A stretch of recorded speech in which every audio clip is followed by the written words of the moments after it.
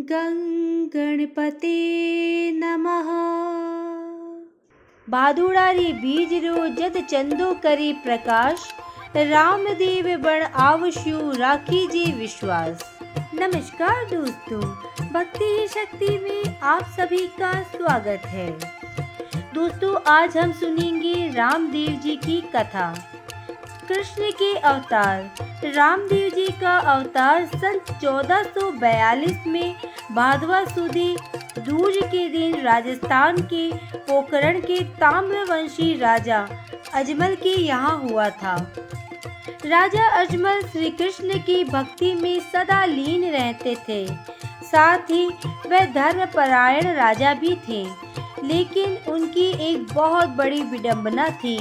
वे निसंतान थे, जिसके कारण वे काफी दुखी रहते थे। रामदेव जी के पिता राजा अजमल, जो कि द्वारकाधीश के परम भक्त थे, हमेशा अपने राज्य की सुख शांति की मनोकामना के लिए द्वारका जाते थे।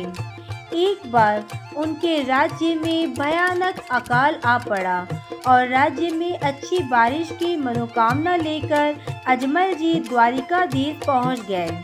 ऐसा माना जाता है कि भगवान द्वारिकाधीश की कृपा से उनके राज्य में बहुत अच्छी बारिश हुई। बारिश के ही दिन में जब एक दिन सुबह किसान अपने खेतों में जा रहे थे, तो रास्ते में उन्हें उनके राजा अजमल मिल गए। किसान उन्हें देख वापस घर की तरफ जाने लगे। ये देख राजा ने पूछा कि वापस क्यों जा रहे हो? तो किसानों ने बताया कि राजा अजमल जी, आप निसंतान हैं, इसलिए आपके सामने आने से अब शगुन हो गया है। अब शगुन के समय में हम बुआई नहीं करेंगे। राजा ने जैसे ही ये सुना, वे बहुत दुखी हो गए, लेकिन एक कुशल शासक और गरीबों के मसीहा होने के नाते उन्होंने किसानों को तो कुछ नहीं कहा, पर घर वापस आकर काफी निराश और परेशान थे। पर उन्होंने ये तय कर लिया था कि संतान प्राप्ति की मनोकामना लेकर वे द्वारिकाधीश के यहाँ जाएंगे। इस मनसा के साथ वे द्वारिकाधीश पहुँचे। भगवान द्वारिकाधीश के प्रसाद के रूप में लड्डू लेकर गए। मंदिर में पहुंचकर राजा अजमल ने बहुत ही दुखी और भारी मन से भगवान द्वारिकाधीश की मूर्ति के सामने अपना सारा दुख रख दिया। अपनी सारी बातें करने के बाद वे द्वारिकाधीश की मूर्ति को एकटक देखते रहे। उन्हें ऐसा लगा कि भगवान की मूर्ति उन्हें देखकर मुस्कुरा रही है।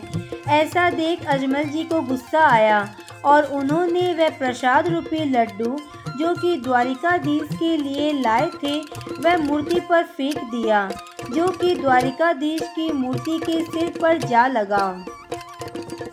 ये सब देखकर मंदिर में स्थित पुजारी को लगा कि राजा पागल हो गए हैं। पुजारी ने राजा अजमल जी को बोला कि भगवान यहाँ नहीं है, भगवान तो समुद्र में सो रहे हैं। अगर आपको उनसे मिलना है तो जाओ, समुद्र में जाकर उनसे मिल लो। बहुत दुखी होने के कारण राजा समुद्र के किनारे गए और समुद्र में कूद गए। भगवान द्वारिकाधीश ने राजा अजमल को समुद्र में दर्शन दिए।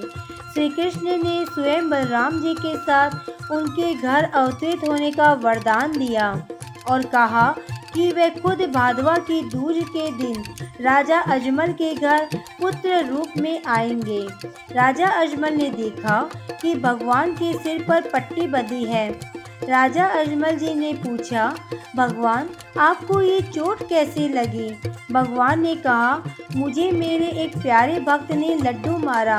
ये सुनकर राजा बहुत ही शर्मिंदा हुए। अजमल ने भगवान से कहा, मुझ अज्ञानी को कैसे पता होगा कि आप ही मेरे घर आए हैं? भगवान ने कहा, जब मैं तेरे घर आऊँगा तो आंगन में कुमकुम के पैर के निशान बन जाएंगे, मंदिर के शंख अपने आप बजने लगेंगे। ये सब सुनने के बाद अजमल की खुशी का ठिकाना ना रहा। वे खुशी खुशी घर लौट आए। अपनी रानी को सारी बात कह सुनाई। उसके निश्चित समय के बाद और भगवान के वरदान अनुसार पहले बलराम जी ने बीरमदेव के रूप में राजा अजमल की पत्नी मीनादी के गर्भ से जन्म लिया। उसके 9 माह बाद भगवान भादवा की दूज के दिन भगवान कृष्ण राजा अजमल के घर रामदेव के रूप में पालने में अवतरित हुए। भगवान बाबा रामदेव के रूप में प्रसिद्ध हुए।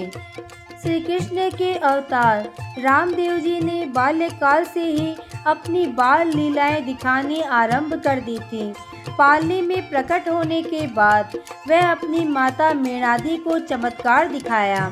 उनकी आंचल से दूध की धार बालक रूपी रामदेव के मुख में गिरने लगी और मां मीनादी को चतुर्भुज रूप में दर्शन दिए। छोटी उम्र में दर्जी द्वारा बनाए कपड़े के घोड़े पर बैठ उसे आकाश में उड़ा ले गए।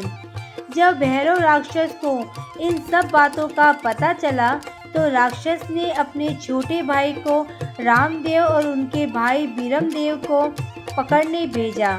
जब भगवान श्री रामदेव ने घोड़े पर सवार होकर राक्षस को भाले से मारा। राक्षस के मरने के बाद उनके राज्य की जनता पर भैरव राक्षस ने अत्याचार करना प्रारंभ कर दिया था। राजा रामदेव ने भैरव राक्षस का वध कर राज्य के प्रजा को अत्याचार से हमेशा के लिए मुक्त करा दिया। एक दिन जब रामदेव जी कहीं जा रहे थे तो रास्ते में एक व्यापारी लाखा बंजारा बैलगाड़ियों में मिश्री भरकर पोखरण की ओर आ रहा था। तभी रास्ते में घोड़े पर आ रहे रामदेव जी से उसकी भेंट हो गई तो उन्होंने पूछा, गाड़ी में क्या है? तब लाखा ने कहा, महाराज नमक भरा है। तो रामदेव जी ने कहा, जैसे तेरी भावना। ये कहते ही गाड़ी की सारी मिश्री नमक बन गई। तब लाखा बंजारे को अपनी झूठ पर पश्चाताप हुआ। उसने तुरंत भगवान रूपी रामदेव जी से माफ़ी मांगी। तब उन्होंने नमक को मिश्री में बदल दिया। इसके अलावा रामदेव जी के ढेरों ऐसे किस्से हैं जिससे उनके चमत्कार के बारे में पता चलता है। इन चमत्कारों को रामदेव जी का पर्चा दिखना भी कहते हैं। कहते हैं कि भगवान रामदेव जी कलयुग के अवतारी थे। शेष शैया पर विराजमान महाशक्ति विष्णु का अवतार भगवान कृष्ण ने कलयुग में अवतार भगवान रामदेव के रूप में लिया था। उन्होंने कोढ़ियों को ठीक किया, लंगड़े को चलाया, अंधे को आंखें दी। कहते हैं कि बाद में उन्होंने पोकरण राज्य अपनी बहन लाछाबाई को दहेज में दे दिया और रुणीचे के राजा बने। उनके दरबार में अर्जी लगाने वालों पर पीड़ित लोग ठीक हो रहे हैं। रामदेव जी को रामसा पीर भी कहते हैं। रामदेव जी की परीक्षा लेने मक्का के एक पीर आए थे। तब उन्होंने परीक्षा के बाद वापस जाने के लिए आज्ञा मांगी तो रामदेव जी ने कहा कि अब आप वापस नहीं जाओगे और मेरे साथ ही रहोगे, क्योंकि पीरों को बाबा कहा जाता है और फिर रामदेव तो पीरों के भी पीर थे, इसलिए उन्हें भी लोग बाबा कहकर पुकारते हैं। माना जाता है कि बाबा रामदेव जी ने 1442 को भादवा सुदी 11 के दिन रुणीचा गांव के राम सरोवर पर सब रुणीचा वासियों के सामने समाधि ले ली थी। समाधि लेने से पहले रामदेव जी ने सभी को कहा कि हर महीने की शुक्ल पक्ष के दूज के दिन पूजा पाठ, भजन कीर्तन और रात्रि जागरण करना। साल में एक बार मेरे जन्म उत्सव के उपलक्ष्य में तथा समाधि होने के बाद समाधि होने की याद में मेरी समाधि स्थल पर मेले का आयोजन करना। रामदेव जी ने कहा था कि मेरी पूजा पाठ में न कोई अंतर रखना, न किसी तरह का भेदभाव रखना। उन्होंने ये कहते ही समाधि ली और कहा कि मैं सदैव अपने भक्तों के साथ रहूँगा।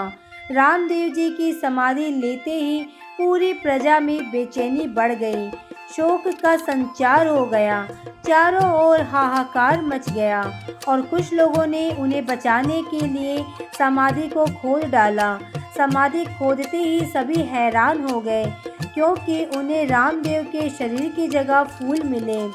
पूरी प्रजा ने पूरे मन से उन्हें श्रद्धा सुमन अर्पित किए और तभी से हर वर्ष उनकी समाधि पर लोग हाजिरी लगाने आते हैं। समाधि लेने से पहले ये संदेश दिया था रामदेव जी ने भक्तों और रुणीचा वासियों को, मैं तो चाल्या मारे गाँव थे सगड़ा ने राम राम, जग में चमके थारो नाम, करजियो चौका चौका काम, ऊंचो ना नीचो कोई, सरको सगला में लोही, कुण बामण ने कुण चमार, सगला में वो ही करतार, के हिंदू के मुसलमान एक बराबर सब इंसान, ईश्वर अल्लाह तेरो नाम, बजता रहियो सुबह शाम, मैं तो चाल्या मारे गाँव था सगला ने राम राम, था सगला ने राम राम। और फिर उन्होंने समाधि ले ली। पूरे देश में रामदेव बाबा का मेला उनकी जयंती के दिन पूरी धूमधाम से मनाया जाता है। लाखों करोड़ों की संख्या में लोग रामदेवरा आते हैं और अपनी मन्नत मांगते हैं और उनकी मन्नत अवश्य पूरी होती है। जय बाबा रामदेव जी री, बोलो रामदेव पीर की जय। जय बाबा री, राम सा पीर की जय। आज की वीडियो में बस इतना ही।